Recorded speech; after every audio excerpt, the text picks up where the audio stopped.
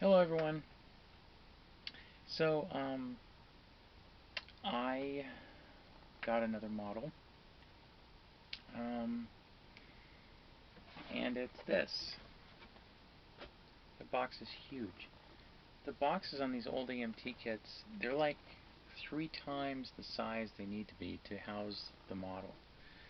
Um, Bought this on eBay and got it for a decent price. I wanted to get the newer release, but unfortunately I missed out on that by the time I realized I wanted one. Well, I mean, I wanted one before, but I kept putting it off, and by the time I got around to actually going and buying it, it was sold out everywhere, discontinued. So I bought this original issue and molded in white, blah. Um,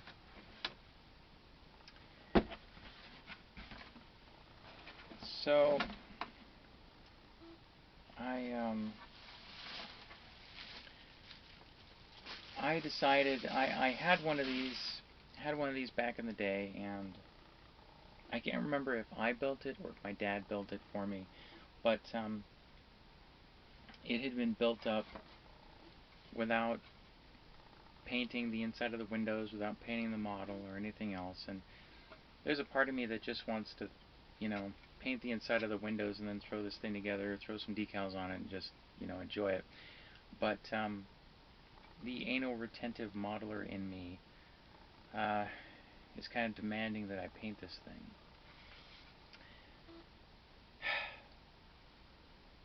So, yeah, I'm kind of at this point where I think I'm gonna paint it. And this is one in a long queue of models that I have to paint once the weather gets warmer. I'm getting ever closer to having my paint booth constructed and outfitted. So if it's maybe 50 degrees outside, I can turn a heater on out there and warm it up to the point where I can actually paint the models without worrying about the paint getting messed up. Um, I always, whenever I buy one of these models, I always think, someone kept this in a box for like 30 years. And here I come along and just dive right into it. And I'm kind of like, I could never be one of those people that just kept something in a box for decades, without building it. Like if I buy something, I buy something to build it, you know. That's just me. So,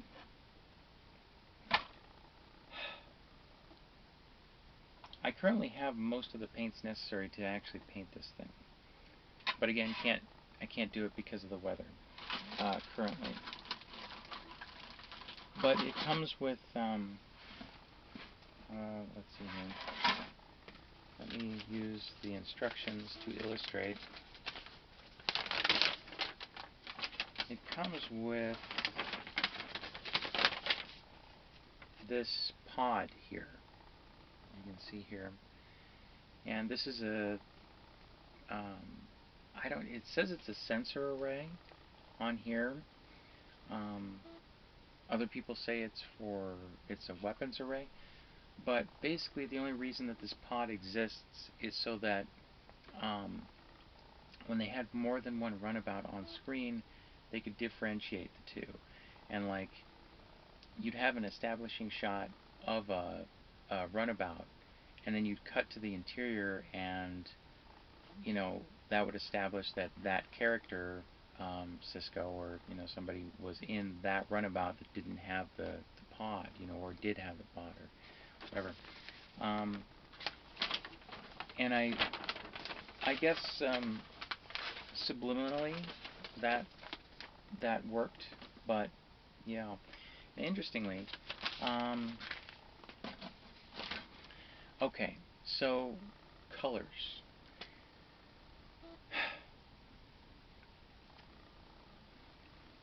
yeah,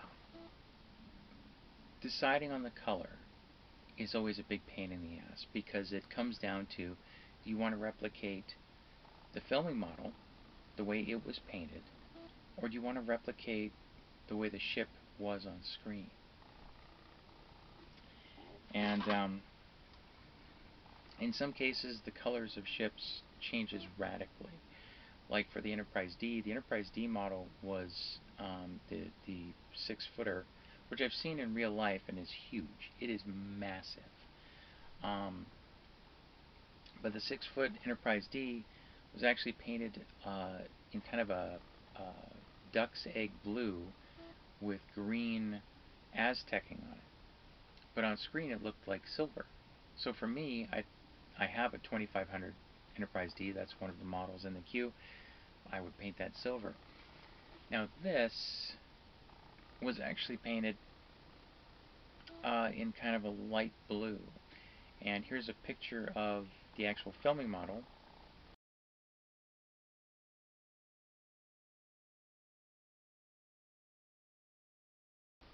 And then here's how it looked on screen.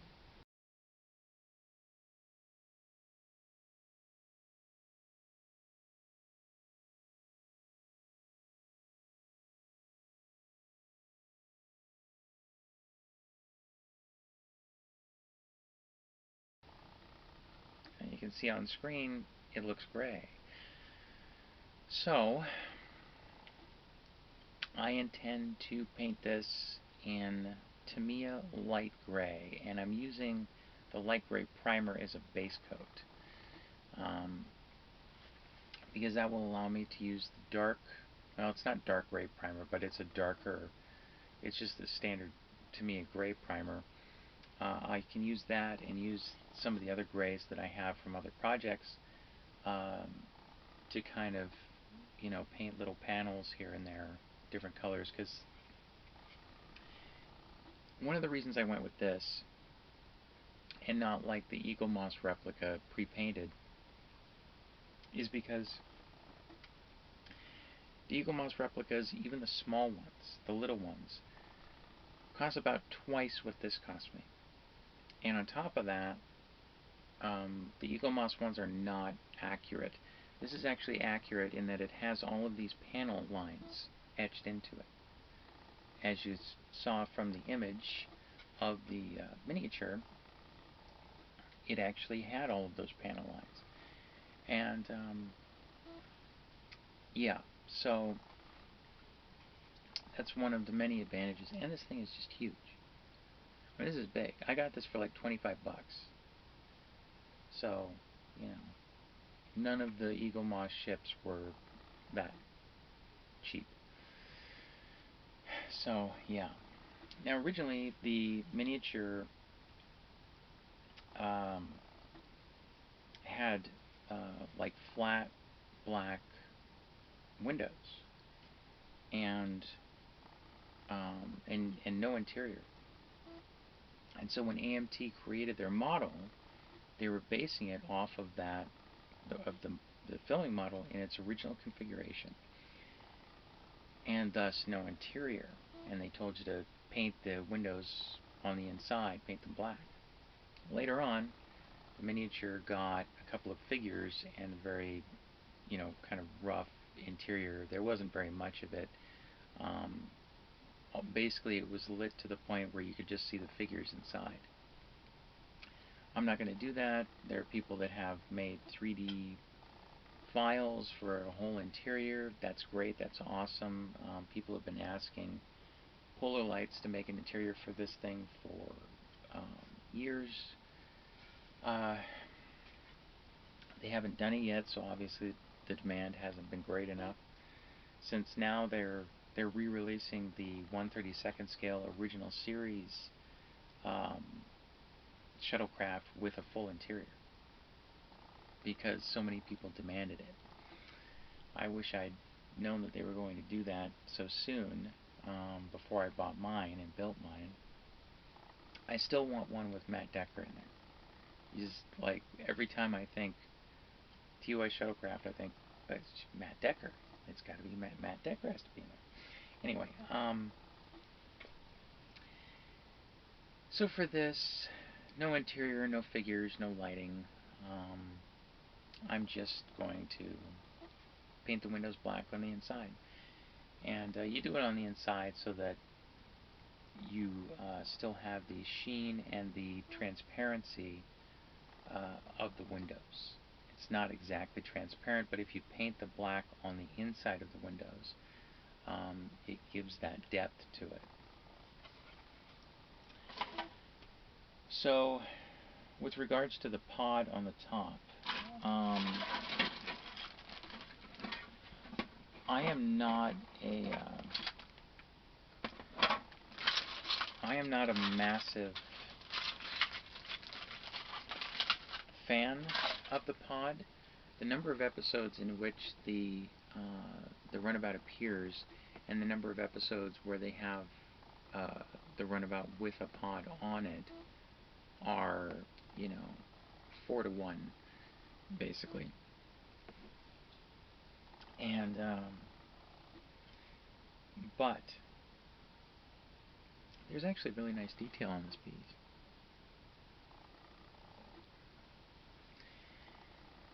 So, but I am going to build the pod, and I have a way. I'm trying to devise a way of being able to attach and remove the pod without like having any kind of holes in the actual model itself. Naturally, that brought me to magnets, specifically rare earth magnets. Now, I already have some rare earth magnets. I bought them just in case. I always like to have a supply on hand just in case I need them for some modeling project, like this one. But the way this thing is attached to the ship, sorry I keep going back and forth here. So you'll notice the attachment point is very thin, and it's at a completely different angle. Okay, so if I put my magnets in here, they're going to be flush up against the outside of the pylon. Well, I try to put my magnets on the other side. There's not enough room inside this smaller pylon, the pylon that attaches to the pod. There's not enough room for, I know because I tested them, there's not enough room for my magnets. And my magnets are tiny. They're thin. Not enough room in there. So what I'm going to have to do is make a metal plate, which means I'm going to have to buy some metal. But it should be no problem at the hobby shop. And I can put some metal inside the pod's pylons. And hopefully, I did a little test with the magnets on the inside of the warp nacelle pylon, and took various metal objects and attached it to them, and checked changed the orientation so that I would maximize the output of the magnets, the magnetic field. So, yeah. I don't know how well it'll work, but that's about the best I can come up with. Now, on the actual filming model, there are on the pylons, and this is the great thing about getting reference, because reference can show you a lot of things and tell you a lot of things that you wouldn't necessarily see just by looking at screen grabs from the show. And the show is so low res because it hasn't been rescanned. It's still at the same old ancient resolution that you don't really see anything anyway. On the actual filming model, right here where the pylons attach, there are two holes.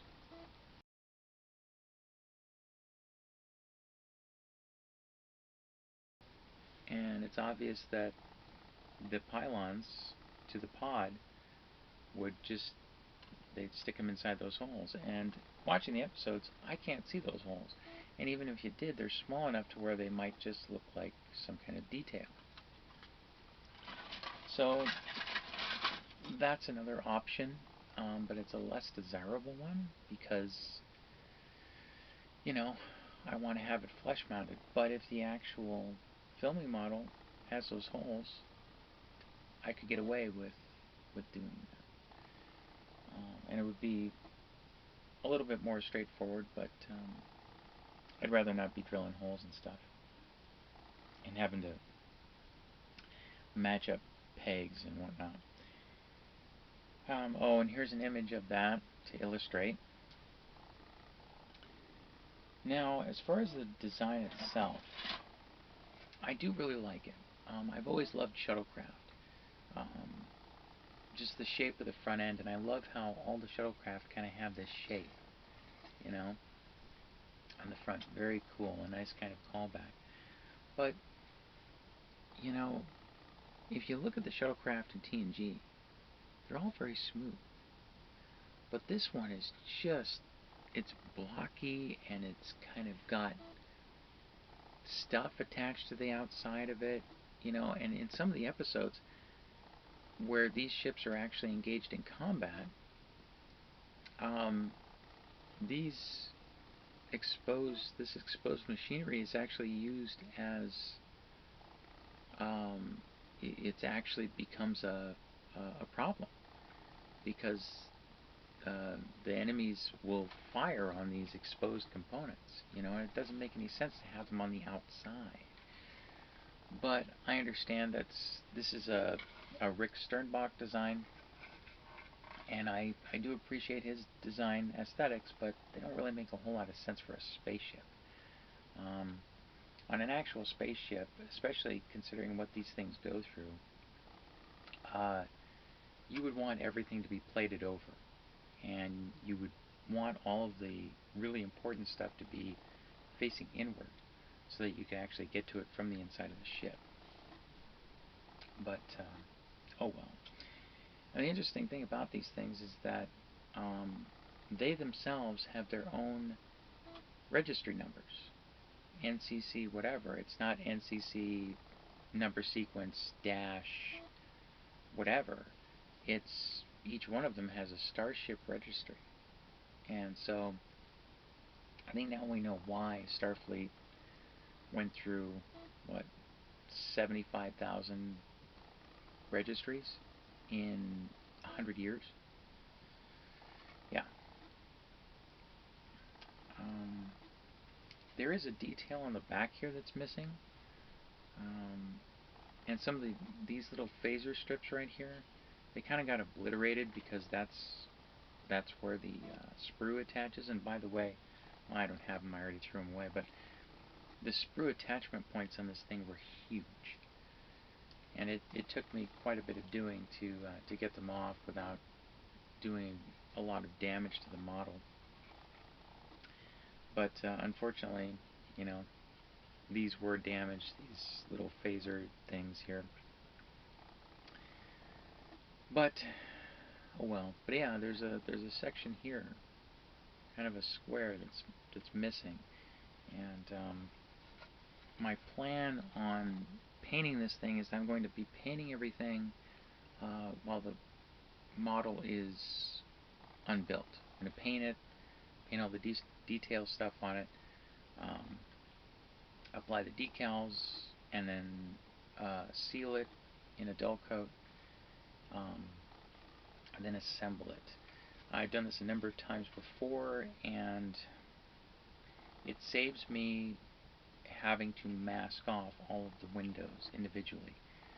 I can do it. I have done it before. I've done some pretty crazy masking jobs before, but if I can save myself that trouble, I will. Oh, and the fate that befell my last Runabout model, yeah.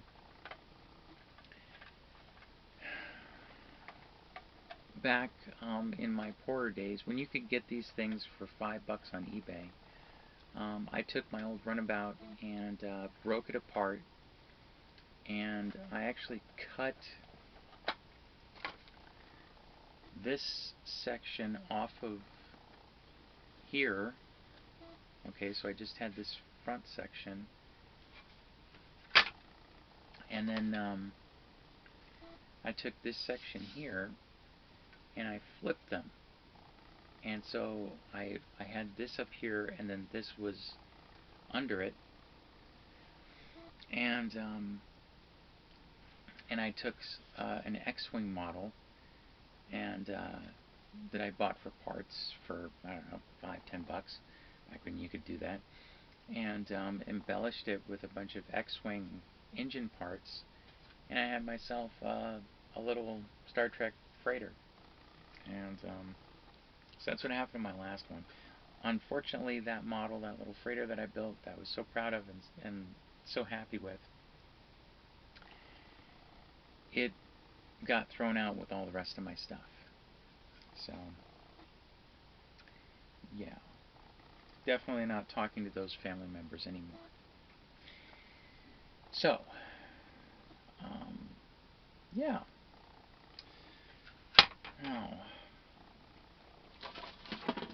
Now, this model was largely sealed, which was great. In fact, I think, yeah, the clear parts are still sealed.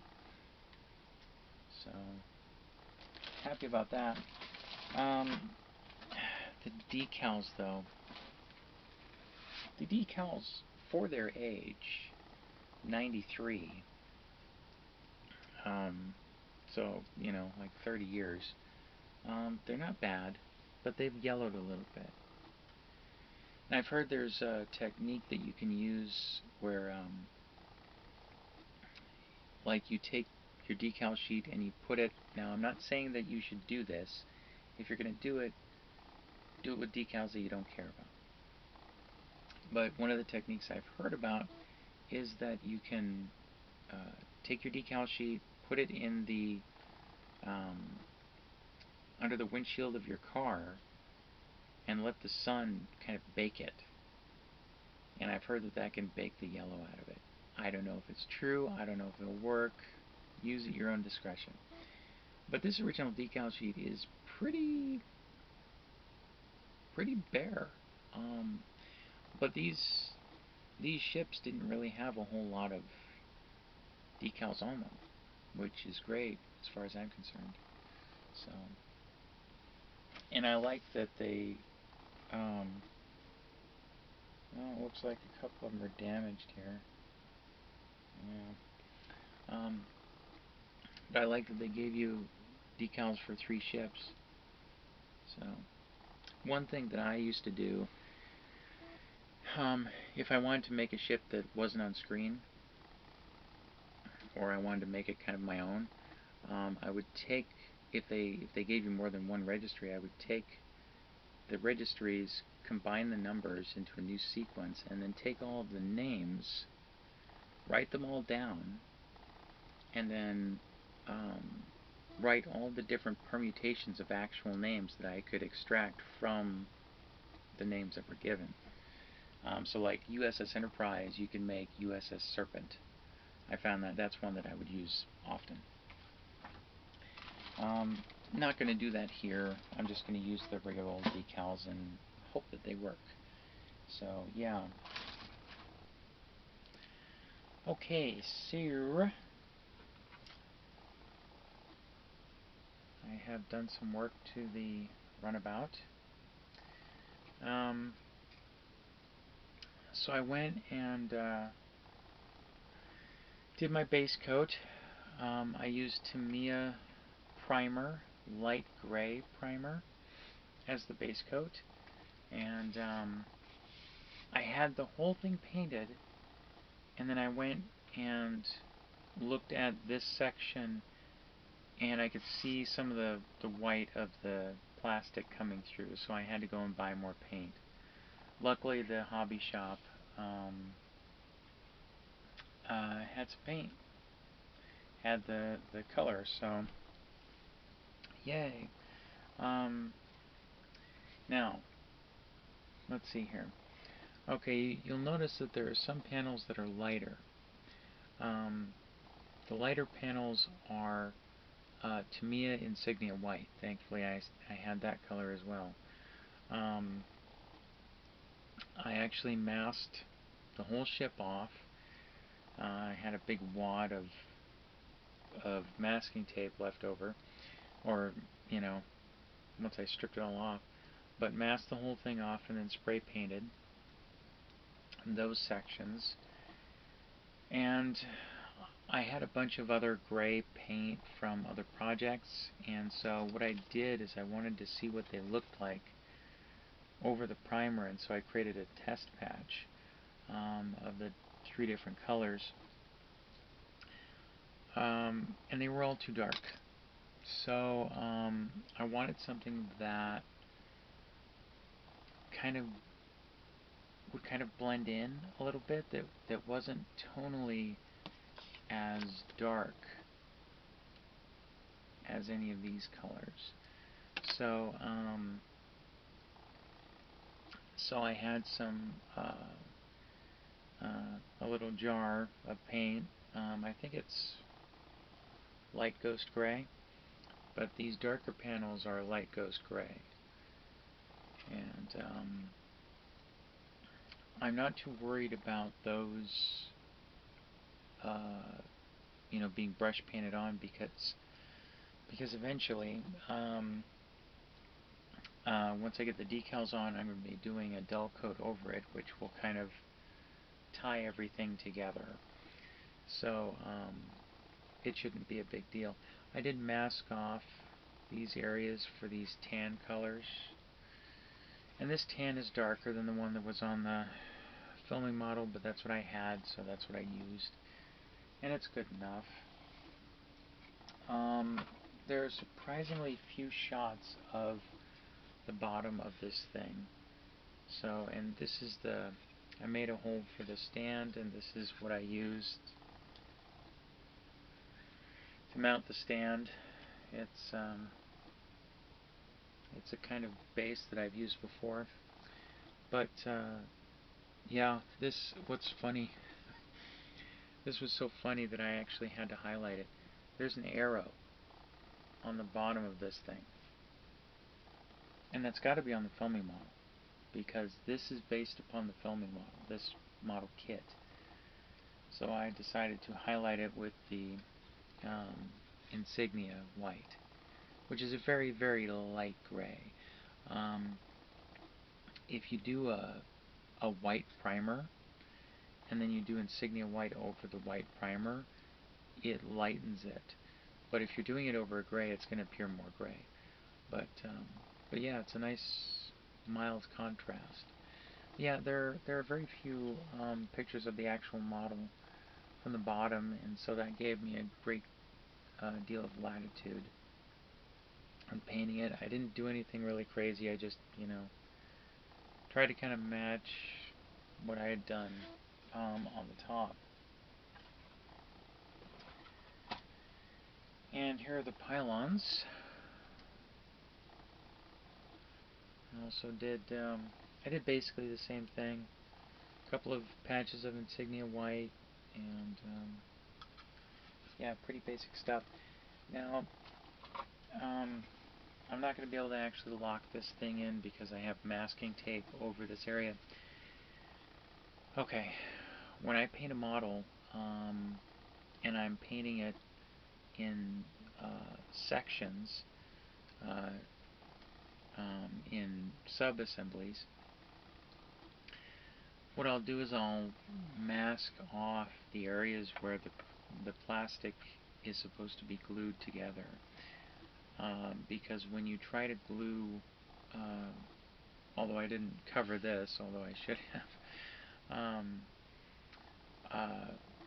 when you try to glue 2 painted pieces together, the paint can sometimes inhibit the glue from really sticking and melting the plastic together like it's supposed to. So I like to mask these areas off. But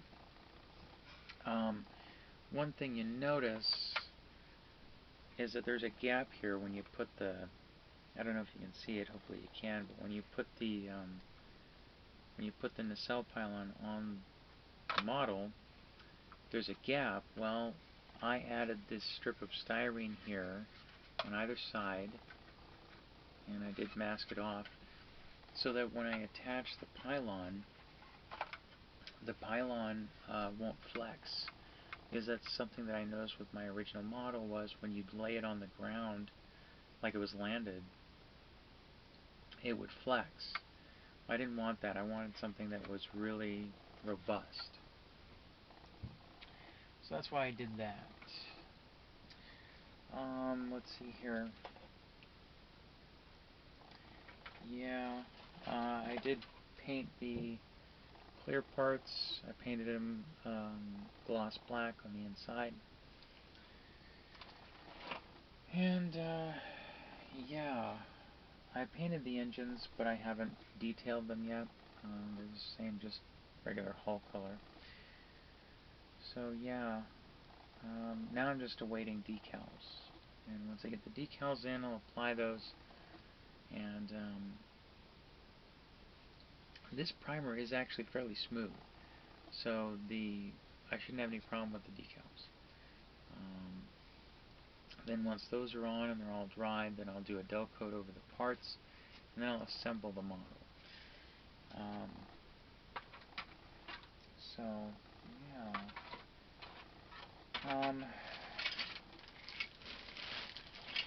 I haven't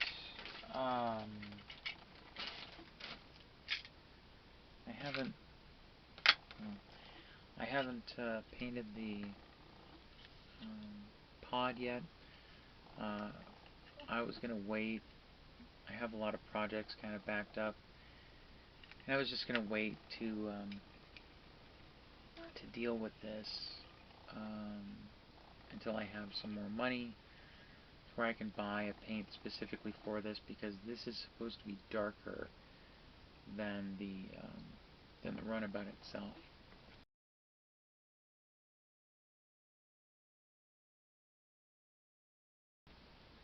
But I did add a couple of strips of metal here to the bottom in the hopes that it would stick. I have the rare earth magnets in here.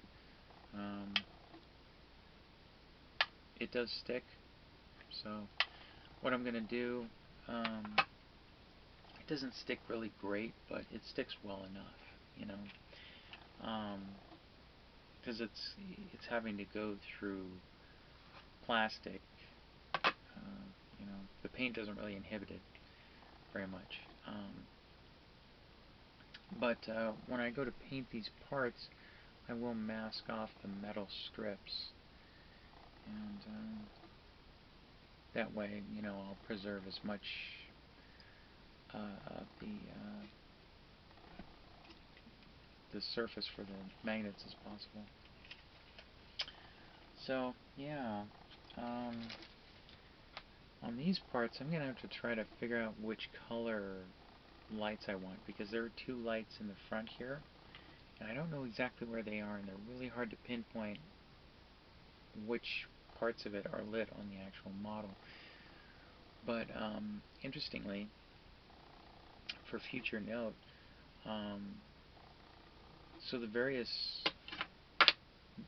versions, in a couple of episodes they would show 3 runabouts all at once, and 2 of the runabouts had pods on them, 1 did not. Well, the ones that had pods on there, the lights would either be red, both red, or they would both be green, or in some cases they would both be white, depending upon which ship it was. And so I'm going to have to decide which color I want. I think I'm going to go with green, just because it's different. But red also kind of appeals to me, just because, you know, it looks more menacing if it's red. But yeah, I'm pretty happy. I'm glad I went through the trouble of, you know, using the magnets and all that stuff, because it will be nice to be able to just stick that on without having to drill holes in the actual model. I don't know if I went through this already, but I put the magnets in the wrong place. initially, so I had to rip them off, and I cut my hands up really bad, and that was unfun. Um, but I did get them moved finally, and they do work, and they're in the correct spot, so I is happy. Um, yeah, so I'm really happy thus far. Um, I'm proud of myself that I went through all the trouble of masking it off and all that stuff, and getting a nice smooth paint job, especially on the more prominent panels. This one right here, the tan areas, those are very important to me to get those nice and smooth. Yeah, so happy days. Stay tuned for the end. Hello everyone. So here is the final result of the Runabout build. You can see that I've not put the pod on yet. I haven't completed the pod. We had a bit of a warm spell here where it got into the 50s, and that allowed me to paint all of this stuff. So yeah, now something I did with this, I think I talked about in the last video, is I masked off panels and painted them, and that was really great. Took a lot of tape though, so that's why I don't often do that. But yeah, you can see here in the light, I don't know how this light is picking it up, but you can see the fluorescent paint that I used for the impulse intakes. Why the impulse engines need intakes, I'm not quite sure. And then the Bussard collectors, and then I also used it on the impulse exhaust. So yeah, base color is Tamiya light gray primer, and specifically the light gray. You'll definitely want to make sure that it's that if you decide to use this color. I wanted something neutral. The actual model was blue tones with grays and lighter blues and stuff. But I really wanted something that looked how it looked on screen, you know. And I need a lazy Susan for these things. And then there's just tan up here, and tan, you can't really see it. Let me take it off the base. I did just put the engines on, I just glued them on, so I'm kind of like, the engines did not fit on there well. One of them, this one is kind of crooked, and there's not a lot of surface area to attach it to the pylons. So yeah, it's kind of one of those things. Yeah, there's some tan down here, same color, and you can see I highlighted the arrow, which is amusingly on the bottom. And I used my Tamiya black panel panel line accent color. So, and the grills are just Testor's sky blue, or light blue, or whatever they're calling it now. You know, I didn't fill any of the seams, you know, and it's fine, I don't care. And I looked at the studio model, and this pennant, these pennants on the sides, yeah, they are actually above the center line, you know, above the place where the two halves meet. So yeah, but just barely. And painted the windows gloss black on the inside, and they look good. I think they look fine.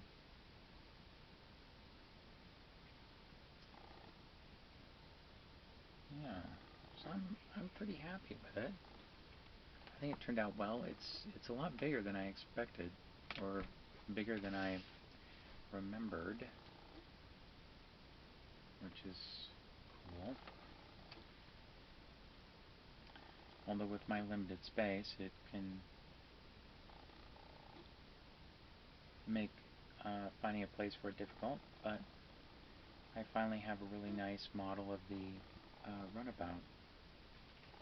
Okay, so what about the pod that goes on top? Well, the weather went from being in the mid to upper 50s to being freezing and snowing and being icy and all this other crap. So it's like I haven't been able to build this, but you can see the metal there. And it does stick on here thanks to the rare earth magnets inside. It does stick on there, and let me see. Oh, figures when it's on camera it won't work. I tested this, okay? I tested it, flipped it upside down, stayed on there. Naturally, when it's time to be on camera, it's not going to do it. Let's see if it'll do it this time. Yay! It stays on there. And that's just with the rare earth magnets inside the pylons. And naturally, you know, when it's on this thing, it's not going to be flipped upside down, you know. And you can kind of hear it rattling around. That's because of this. It's not fully attached. So the attachment point on the pylons is actually pretty good. And I was surprised because the metal plate that I have here on the bottom of the pylons, they don't sit completely up against, they're not flush up against the plastic. So there's enough magnetic pull in these rare earth magnets that, you know, the metal doesn't actually have to be touching it. Were I to do it again, I would have had the metal in full contact. But yeah, I'm very pleased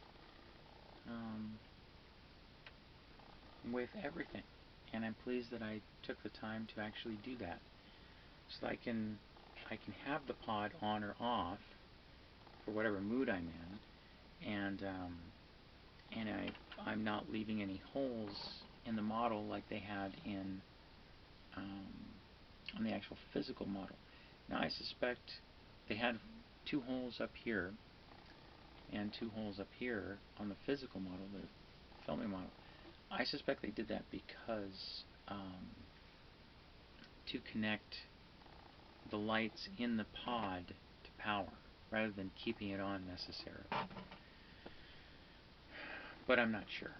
But I just suspect that. So, yeah. One of these days I might come and do a revisit and show you what the pod looks like once it's completed. Like I say, I just can't do it right now, and I don't know when it's going to get nice enough for me to do this. So, yeah.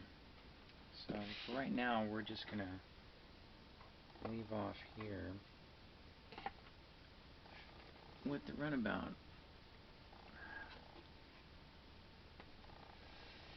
So yeah, I'm happy with this. You know, the amount of money that I spent on it was about what I would have spent for one of those little Eagle Moss ships.